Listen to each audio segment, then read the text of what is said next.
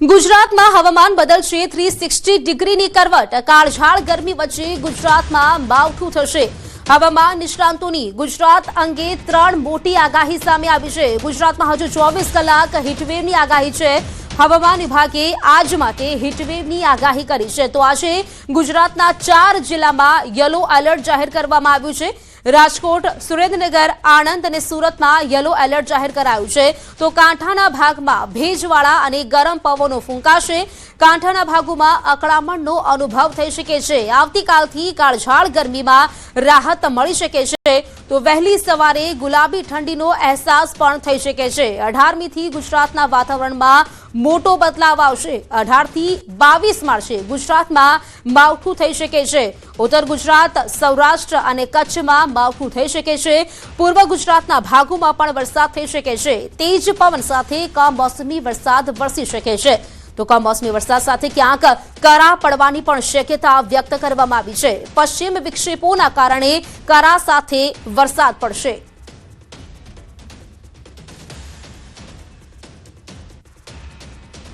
13 तारीख के लिए इसमें येलो वार्निंग दिया गया है सौराष्ट्र कच्छ में 2 डिस्ट्रिक्ट आ रहा है सुरेंद्रनगर और राजकोट के लिए हीटवेव वार्निंग है और गुजरात रीजन में आनंद सूरत के लिए हीटवेव का वार्निंग दिया गया है और जो तटीय क्षेत्र है इसमें आज हॉट एंड ह्यूमिड वेदर का पूर्वानुमान दिया गया है आज और कल के लिए 12 और 13 मार्च के लिए अगले 3-4 दिन में यानी खास करके शनिवार तक धीरे धीरे तापमान में कमी देखने मिलेगी और ये भले ही पूरी तरह से गर्मी नहीं जाएगी लेकिन जो 36 से 38 है जो गुजरात का सामान्य तापमान है उससे थोड़ा ऊपर ही देखने मिल रहा है जो अभी जो हीट वेव देखने मिल रहा है वैसा नहीं देखने मिलेगा સૌથી 18માં પરિવર્તન તો આવશે પરંતુ તારીખ 16 થી લગભગ 20-22 સુધીમાં એક પરિવર્તન આવશે ગુજરાતના ભાગોમાં પણ હવામાન પલટાશે પરંતુ ગરમી વચ્ચે જ્યારે પશ્ચિમ વિક્ષેપ આવતો હોય છે ત્યારે કરા પડવાની શક્યતા છે એટલે ગુજરાતના ભાગોમાં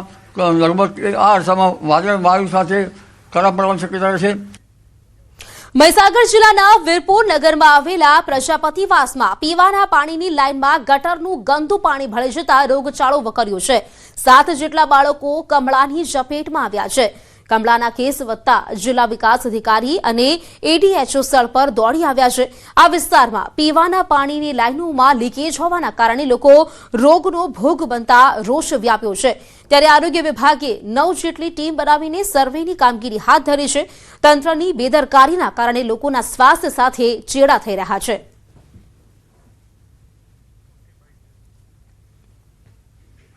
અમારે ગટરનું પાણી અંદર મિક્સ પ્રોબ્લેમ થાય છે તો મારા બંને છોકરાના કમળાની અસર થઈ ગઈ હોવાથી લગભગ 5 થી 7 દિવસ અમે લુણાવાડા પ્રાઇવેટ હોસ્પિટલમાં રહ્યા છીએ અને મારા છોકરાને બહુ જ મતલબ કમળાની ઉપર કમળી થઈ ગઈ હોવાથી અમે 7 દિવસ રહ્યા હોવાથી કોઈ તંત્ર વિભાગ કોઈ ધ્યાન આપતું નથી હવે અહીં ગાડી લગભગ પંચાયતનું પાણી ગટરમાં મિક્સ થયેલું પાણી છે એના કારણે રોગચાળો ફાટી નીકળ્યો છે 2 કેસ આયા બીજા 2 એમ કરીને 6-7 કેસો અત્યારે છે જે પાણીની પાઇપલાઇન અને ગટરની લાઈન છે તે છેલ્લા 30 થી 40 વર્ષ જૂની છે પ્લસ બીજું એવું છે કે સાથે કે ગટરની લાઈન ઉપર છે અને પાણીની પાઇપલાઇન એ એના નીચે 6 ફૂટ જેટલી છે જેટલા અફેક્ટેડ એરિયા છે અફેક્ટેડ એરિયાની અંદર 6 પેશન્ટ મળ્યા છે તો સુરતમાં ફરી એકવાર શંકાસ્પદ નકલી ઘીનું રેકેટ ઝડપાયું છે શહેરના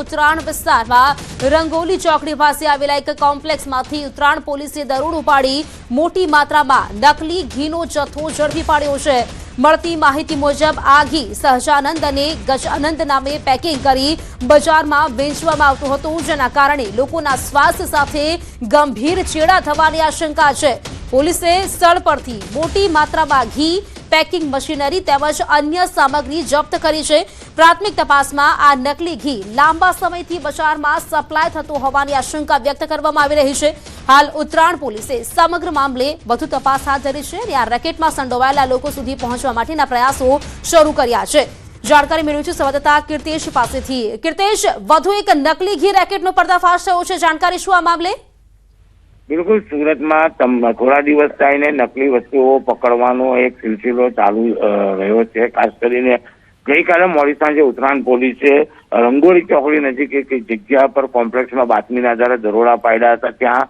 નકલી ઘીનો મોટો જથ્થો ઝડપી પાડવામાં આવ્યો છે. ખાસ કરીને સહજાનંદ અને ગજાનંદ નામની બ્રાન્ડના નામે આ પેકિંગ કરીને માલ વેચવામાં આવતો હતો. પોલીસે અહીંયા ઘી બનાવવાના સાધનો, મશીનરી, પેકિંગના સાધનો સહિત લાખો રૂપિયાનો મુદ્દામાલ કબજે કર્યો છે. આ ઘીના સેમ્પલ પબ્લિક હેલ્થ લેબોરેટરી ખાતે મોકલવામાં આવ્યા છે અને તેના રિપોર્ટ બાદ કાર્યવાહી આરોગ્ય વિભાગ કરશે. પણ અત્યારે તો નકલી ઘીને લઈને સુરતની ઉત્તરાયણ પોલીસે કાર્યવાહી કરી છે. ખાસ કરીને પોલીસે આ મામલે ગુનો દાખલ કરી આ વ્યક્તિઓ કેટલા સમયથી ઘી બનાવતા હતા, ક્યાં ક્યાં તેનો સપ્લાય કરતા હતા અને અત્યાર સુધીમાં કેટલું નકલી ઘી લોકોના પાસે પહોંચ્યું છે તેનો એક આંકડો એકત્ર કરી આગળની તપાસ શરૂ કરી છે.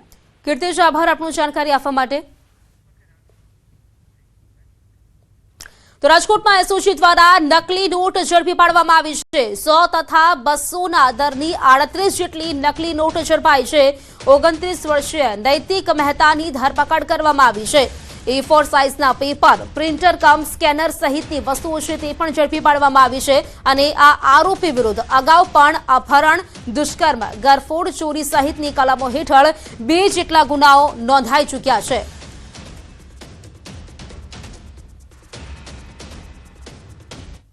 તો ગિરનાર અંબાજી મંદિર વધુ એક વિવાદમાં સામે આવ્યું છે. પૂજારી પૈસા ચોરતા હોવાના સીસીટીવી વાયરલ થયા છે. દાન પેટીની જગ્યાએ કોઈ વસ્તુ રાખી પૈસા પોતાના ખિસ્સામાં નાખતા દેખાયા. દાન પેટીના પૈસા પૂજારી લેતા હોય તેવો વિડીયો વાયરલ થયો છે. આ વિડીયો ઓગસ્ટ 2025નો હોવાનું સામે આવ્યું છે. શહેરના સામાજિક અગ્રણી વિડીયો વાયરલ કરી કાર્યવાહીની માંગ કરી છે. અંબાજી મંદિર હાલ વહીવટદારના હસ્તક છે. તો વાત કરીએ આ સીસીટીવી ફૂટેજ આપ જોઈ શકો છો કે જે પૈસા અહીં પૂજારી ચોરતા હોય તેવું જોવા મળી રહ્યું છે. આ સમગ્ર મામલે હાલ તો કાર્યવાહીની માંગ ઉઠી છે. આ વિડીયો છે 12 ઓગસ્ટ 2025નો હોવાનું સામે આવ્યું છે.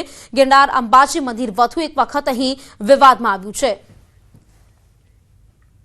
આ લોકો એમ કહે છે કે આ તનસુખગીરી બાપુની ગાદીના અમે વારસદાર છીએ અને અમને આ ગાદી મળવી જોઈએ. આ વાત ખોટી છે. આ લોકોને એક ગાદીનો નહીં કાંઈ ન મળવું જોઈએ.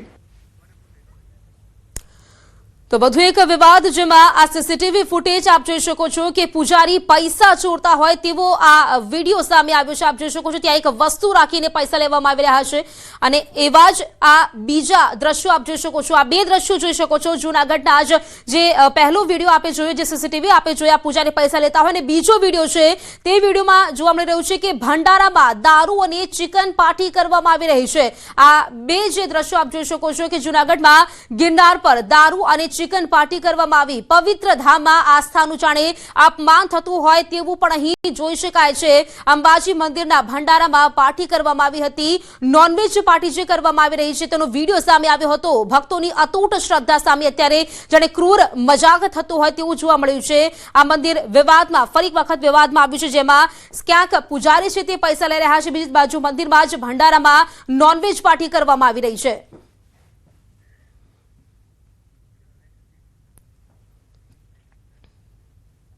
તો સુપ્રસિદ્ધ યાત્રાધામ વડતાલમાં દારૂના કારોબારનો પર્દાફાશ. કિશોરપુરામાં એસએમસીએ દરોડા પાડીને દારૂ ઝડપ્યો છે. દારૂ સહિત કુલ 38.28 લાખ રૂપિયાનો મુદ્દામાલ જપ્ત કર્યો છે.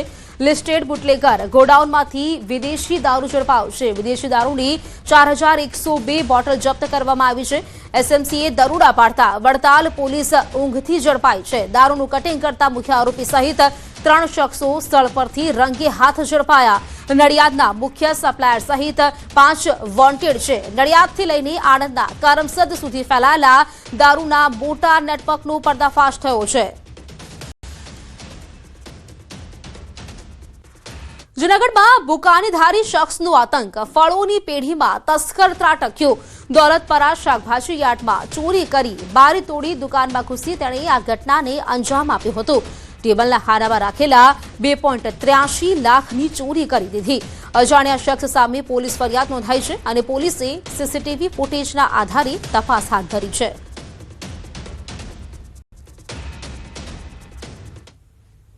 અમદાવાદના ખોખરા વિસ્તારમાં ઝોન 5 એલસીબીએ બોગસ ઇન્ટરનેશનલ કોલ સેન્ટરનો પર્દાફાશ કર્યો છે. લાલભાઈ સેન્ટરના એક મકાનમાં ચાલતા કોલ સેન્ટરમાંથી ઉમેશ ગવંડર અને પ્રવીણ અચારી નામના 2 આરોપીઓને પોલીસે ઝડપી પાડ્યા છે. આરોપીઓ અમેરિકન નાગરિકોને સસ્તી લોન આપવાની લાલચ આપીને વેરિફિકેશન અને એગ્રીમેન્ટ ફીના નામે ડોલરમાં ઠગાઈ કરતા હતા. ગિફ્ટ કાર્ડ મારફતે નાણાં મેળવીને તેને રોકડમાં કન્વર્ટ કરી કૌભાંડ ચલાવવામાં આવતું હતું. પોલીસે સ્થળ પરથી મોબાઈલ, લેપટોપ અને મોપેડ સહિત આશરે 2.45 લાખનો મુદ્દામાલ જપ્ત કરી વધુ તપાસ શરૂ કરી છે. લાલભાઈ સેન્ટર પાસે રાત્રે 1:30-2 વાગ્યાના સમયમાં 2 માણસો ત્યાં એક્ટિવા ઉપર આવેલા, એમને રોકીને પૂછપરછ કરેલી તો એક એમનું નામ ઉમેશ ગવંડર જે ખોખરાનો રહેવાસી છે અને બીજોનું નામ પ્રવીણ અચારી જે પણ ખોખરા વિસ્તારનો રહેવાસી છે એ મળી આવેલા. એમને બનાવ વિશે પૂછપરછ કરતાં જાણવા મળેલ કે એના મોબાઈલમાંથી ડેટા પણ મળેલ કે અને એ લોકો બોગસ ઇન્ટરનેશનલ કોલ સેન્ટરનું કામ કરી રહ્યા હતા. એ પેડ એ નામની પ્રોસેસ ચલાવી રહ્યા હતા. પેડ એમાં એ લોકો યુએસએના જે નાગરિકો હોય છે એમને લોન આપવાની એ બધી લાલચ આપી અને ફ્રોડ કરતા હતા. રાધનપુરની લોક ગાયિકા કિંજલ રબારીના પ્રેમ લગ્ન મામલે રબારી સમાજમાં ભારે વિવાદ ઉભો થયો છે.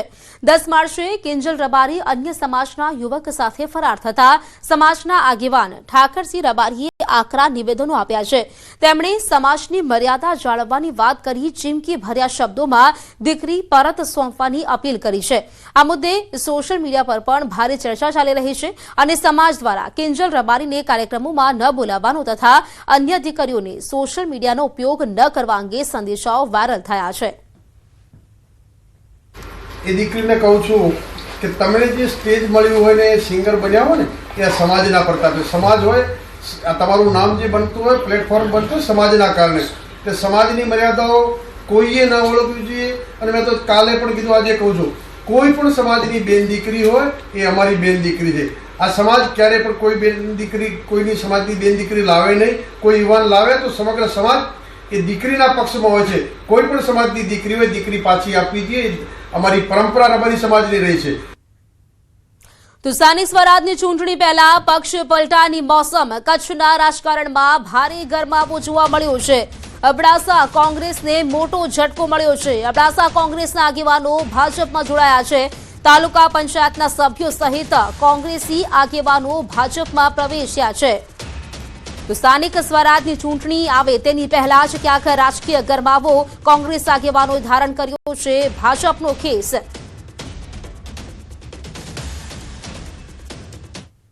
સ્થાનિક સ્વરાજની ચૂંટણીની તૈયારીઓ આરંભી દેવાઈ છે, જેને લઈને ખેડા જિલ્લાના નગરપાલિકાની ચૂંટણીના અધિકારીઓ નિમાયા છે. કઠલાલ નગરપાલિકા માટે નડિયાદ સિંચાઈ વિભાગના કાર્યપાલક ઇજનેરને ચૂંટણી અધિકારી બનાવવામાં આવ્યા છે. તો આ સાથે જ કઠલાલના મામલતદારને મદદનીશ ચૂંટણી અધિકારી તરીકેની જવાબદારી સોંપવામાં આવી છે. કપડવંજ નગરપાલિકા માટે નડિયાદ સિંચાઈ વિભાગના કાર્યપાલક ઇજનેરની ચૂંટણી અધિકારી તરીકે નિમણૂક કરાઈ છે. કપડવંજમાં મદદનીશ ચૂંટણી અધિકારી તરીકે મામલતદારને ફરજ સોંપવામાં આવી છે. મહુધા નગરપાલિકા માટે નડિયાદના પેટા પ્રાદેશિક રોજગાર અધિકારીને ચૂંટણી અધિકારી તરીકે મહત્વની જવાબદારી સોંપવામાં આવી છે. આપણે જણાવી દઈએ કે એપ્રિલના છેલ્લા અથવા મેના પહેલા સપ્તાહમાં ચૂંટણીઓ યોજાઈ શકે છે.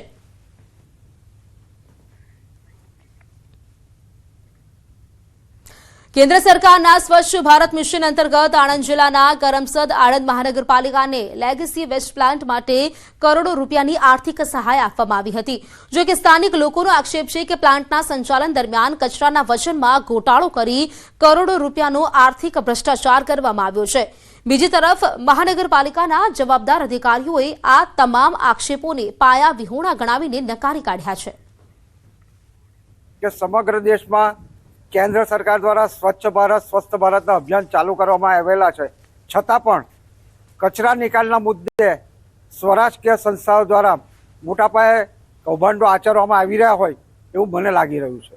કે જે પણ કચરો આવે છે એને જે એનું વજન થાય છે એ વજનની અંદર ગેરરીતિ આચરવામાં આવે, ત્યાર પછી એ વેસ્ટેજનો અહીંયા નિકાલ થાય, એ નિકાલના જે વજન કરવામાં આવે એમાં પણ ગેરરીતિ થાય. ખાતર બને છે ફૂડ પ્રોસેસ થઈને વેસ્ટમાંથી, તો એ ખાતર અમને ખ્યાલ નથી કે એ કયા પ્રકારનું ખાતર બને છે, ક્યાં જાય છે. આણંદ મહાનગરપાલિકાના જે કંઈ પદાધિકારીઓ છે અને જે કંઈ કર્મચારીઓ છે બધાની અંદર સંડોવાયેલા છે એવું મને લાગે છે. અને આ સરકારે કરોડો રૂપિયા ફાળવ્યા છે. એ કરોડો રૂપિયા ફાળવ્યા છે એનો કોઈ હિસાબ નથી અને એનો કોઈ બિલ આપવામાં આવતું નથી. આ લેગાસી વેસ્ટના નિકાલની અંદર તમામ પ્રકારની પ્રક્રિયા પૂર્ણ કરેલ છે અને સૌથી ઓછા ભાવની અંદર આ જે ડમ્પિંગ સાઇટનો જે ગાર્બેજ પડેલ હતો એનો નિકાલ કરવામાં આવેલ છે. નગરજનો તરફથી જે ભ્રષ્ટાચાર બાબતની અરજીઓ મળેલ છે એ અરજીઓમાં કોઈ તથ્ય નથી. તમામ પ્રકારના નીતિ નિયમ મુજબ કામગીરી થયેલ છે. માણસ સાથે સંઘર્ષમાં આવેલા દીપડાઓને સુરક્ષિત રાખવા કચ્છમાં તૈયાર થઈ રહ્યું છે leopard rescue and safari centre.